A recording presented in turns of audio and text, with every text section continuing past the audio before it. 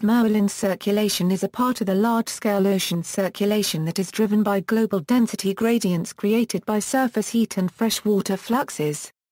The adjective thermohaline derives from thermo referring to temperature and haline referring to salt content, factors which together determine the density of seawater. Wind-driven surface currents travel polewards from the equatorial Atlantic Ocean, cooling en route, and eventually sinking at high latitudes. This dense water then flows into the ocean basins. While the bulk of it upwells in the Southern Ocean, the oldest waters upwell in the North Pacific. Extensive mixing therefore takes place between the ocean basins, reducing differences between them and making the Earth's oceans a global system. On their journey, the water masses transport both energy and matter around the globe. As such, the state of the circulation has a large impact on the climate of the Earth. The thermohaline circulation is sometimes called the ocean conveyor belt, the Great Ocean Conveyor, or the global conveyor belt. On occasion, it is used to refer to the meridional overturning circulation. The term MOC, indeed, is more accurate and well-defined, as it is difficult to separate the part of the circulation which is actually driven by temperature and salinity alone as opposed to other factors such as the wind and tidal forces. Moreover, temperature and salinity gradients can also lead to circulation effects that are not included in the MOC itself. Overview. The movement of surface currents pushed by the wind is fairly intuitive. For example, the wind easily produces ripples on the surface of a pond. Thus the deep ocean devoid of wind was assumed to be perfectly static by early oceanographers. However, modern instrumentation shows that current velocities in deep water masses can be significant.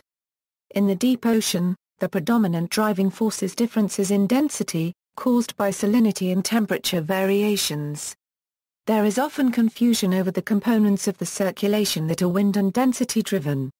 Note that ocean currents due to tides are also significant in many places. Most prominent in relatively shallow coastal areas, tidal currents can also be significant in the deep ocean. The density of ocean water is not globally homogeneous, but varies significantly and discretely. Sharply defined boundaries exist between water masses which form at the surface, and subsequently maintain their own identity within the ocean. They position themselves one above or below each other according to their density, which depends on both temperature and salinity. Warm seawater expands and is thus less dense than cooler seawater. Saltier water is denser than fresher water because the dissolved salts fill interstices between water molecules, resulting in more mass per unit volume. Lighter water masses float over denser ones. This is known as stable stratification. When dense water masses are first formed, they are not stably stratified. In order to take up their most stable positions, water masses of different densities must flow, providing a driving force for deep currents. The thermohaline circulation is mainly triggered by the formation of deep water masses in the North Atlantic and the Southern Ocean caused by differences in temperature and salinity of the water. The great quantities of dense water sinking at polar ocean basin edges must be offset by equal quantities of water rising elsewhere. Note that cold water in polar zones sink relatively rapidly over a small area, while warm water in temperate and tropical zones rise more gradually across a much larger area. It then slowly returns polewards near the surface to repeat the cycle. The continual diffuse upwelling of deep water maintains the existence of the permanent thermocline found everywhere at low and mid-latitudes. This slow upward movement is estimated to be about 1 centimeter per day over most of the ocean. If this rise were to stop, downward movement of heat would cause the thermocline to descend and would reduce its steepness. Formation of deep water masses. The dense water masses that sink into the deep basins are formed in quite specific areas of the North Atlantic and the Southern Ocean. In the North Atlantic, seawater at the surface of the ocean is intensely cooled by the wind. Wind moving over the water also produces a great deal of evaporation, leading to a decrease in temperature, called evaporative cooling. Evaporation removes only water molecules, resulting in an increase in the salinity of the seawater left behind, and thus an increase in the density of the water mass. In the Norwegian Sea evaporative cooling is predominant, and the sinking water mass, the North Atlantic deep water, fills the basin and spills southwards through crevasses in the submarine sills that connect Greenland, Iceland and Great Britain.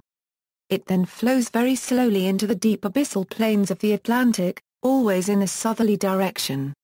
Flow from the Arctic Ocean basin into the Pacific, however, is blocked by the narrow shallows of the Bering Strait. In the Southern Ocean, strong katabatic winds blowing from the Antarctic continent onto the ice shelves will blow the newly formed sea ice away, opening polynyas along the coast. The ocean, no longer protected by sea ice, suffers a brutal and strong cooling. Meanwhile, sea ice starts reforming, so the surface waters also get saltier, hence very dense. In fact, the formation of sea ice contributes to an increase in surface seawater salinity. Saltier brine is left behind as the sea ice forms around it.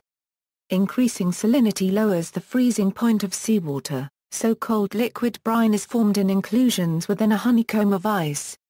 The brine progressively melts the ice just beneath it, eventually dripping out of the ice matrix and sinking.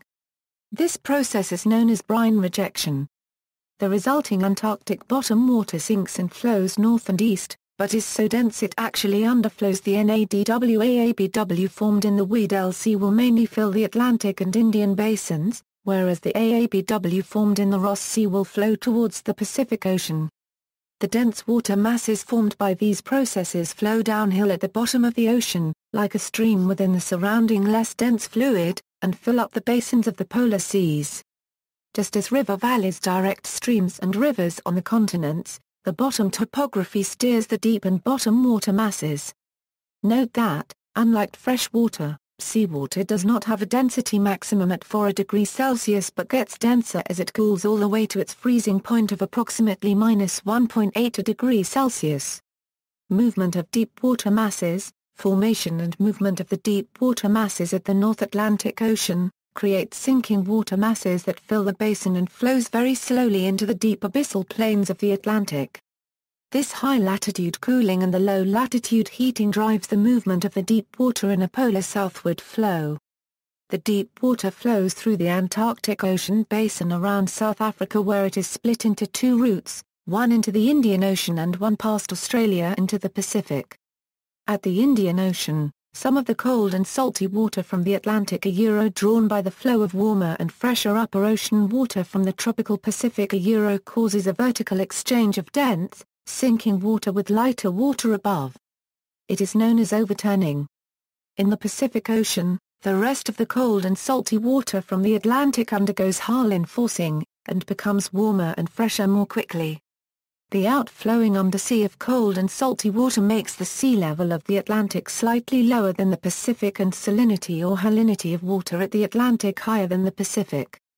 This generates a large but slow flow of warmer and fresher upper ocean water from the tropical Pacific to the Indian Ocean through the Indonesian archipelago to replace the cold and salty Antarctic bottom water.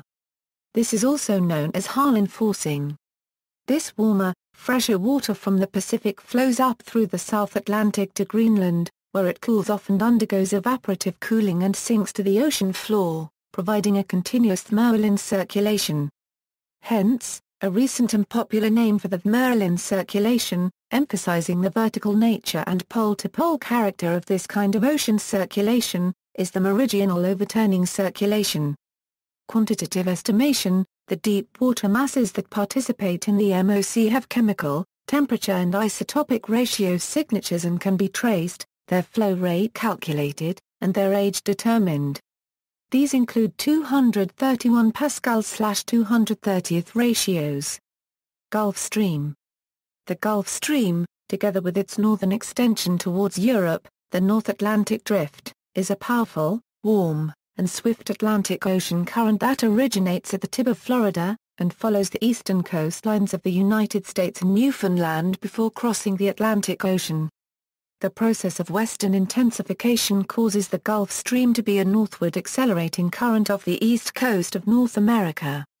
At about 48 degrees 0 Euro squared N 38 degrees 0 Euro squared W, it splits in two, with the northern stream crossing to northern Europe and the southern stream recirculating off West Africa. The Gulf Stream influences the climate of the east coast of North America from Florida to Newfoundland, and the west coast of Europe. Although there has been recent debate, there is consensus that the climate of Western Europe and Northern Europe is warmer than it would otherwise be due to the North Atlantic Drift, one of the branches from the tail of the Gulf Stream. It is part of the North Atlantic Gyre. Its presence has led to the development of strong cyclones of all types, both within the atmosphere and within the ocean. The Gulf Stream is also a significant potential source of renewable power generation. Upwelling. All these dense water masses sinking into the ocean basins displace the older deep water masses which were made less dense by ocean mixing. To maintain a balance, water must be rising elsewhere. However, because this thermohaline upwelling is so widespread and diffuse, its speeds are very slow even compared to the movement of the bottom water masses. It is therefore difficult to measure where upwelling occurs using current speeds, given all the other wind-driven processes going on in the surface ocean. Deep waters have their own chemical signature, formed from the breakdown of particulate matter falling into them over the course of their long journey at depth. A number of scientists have tried to use these traces to infer where the upwelling occurs. Wallace Broecker, using box models, has asserted that the bulk of deep upwelling occurs in the North Pacific, using as evidence the high values of silicon found in these waters. Other investigators have not found such clear evidence. Computer models of ocean circulation increasingly place most of the deep upwelling in the Southern Ocean, associated with the strong winds in the open latitudes between South America and Antarctica. While this picture is consistent with the global observational synthesis of William Schmitz at Woods Hole and with low observed values of diffusion, not all observational syntheses agree.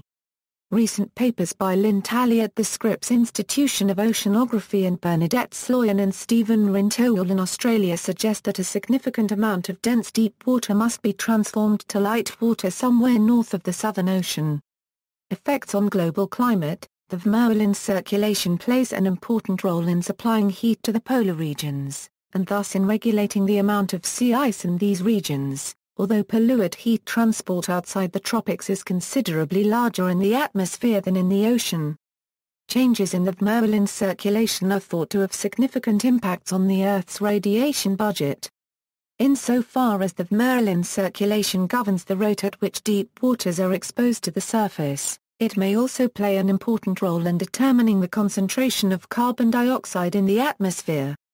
While it is often stated that the thermohaline circulation is the primary reason that Western Europe is so temperate, it has been suggested that this is largely incorrect, and that Europe is warm mostly because it lies downwind of an ocean basin, and because of the effect of atmospheric waves bringing warm air north from the subtropics. However, the underlying assumptions of this particular analysis have likewise been challenged. Large influxes of low-density meltwater from lake gases and deglaciation in North America are thought to have led to a shifting of deep water formation and subsidence in the extreme North Atlantic and caused the climate period in Europe known as the Younger Dryas. In 2005, British researchers noticed that the net flow of the northern Gulf Stream had decreased by about 30% since 1957. Coincidentally, scientists at Woods Hole had been measuring the freshening of the North Atlantic as Earth becomes warmer. Their findings suggested that precipitation increases in the high northern latitudes, and polar ice melts as a consequence. By flooding the northern seas with lots of extra fresh water, global warming could, in theory, divert the Gulf Stream waters that usually flow northward past England and Norway, and cause them to instead circulate toward the equator. If this were to happen, Europe's climate would be seriously impacted. See also, Atlantic multidecadal oscillation, climate change, contoured, downwelling, halothermal circulation, hydrothermal circulation, shutdown of thermohaline circulation, upwelling. References. Other sources: Apel, Jr. Principles of Ocean Physics. Academic Press. ISBN A0-12-058866-8. Gnadasican, A., R.D. Slater, P.S. Swathi, and G.K. Vallis. The Energetics of Ocean Heat Transport. Journal of Climate 18, 2604 Euro 16. Bibcode, 2005 JCLI. 18.2604 GDOI, 10.1175/JCLI 3436.1 Norse, J.A. Introduction to Physical Oceanography. Prentice Hall.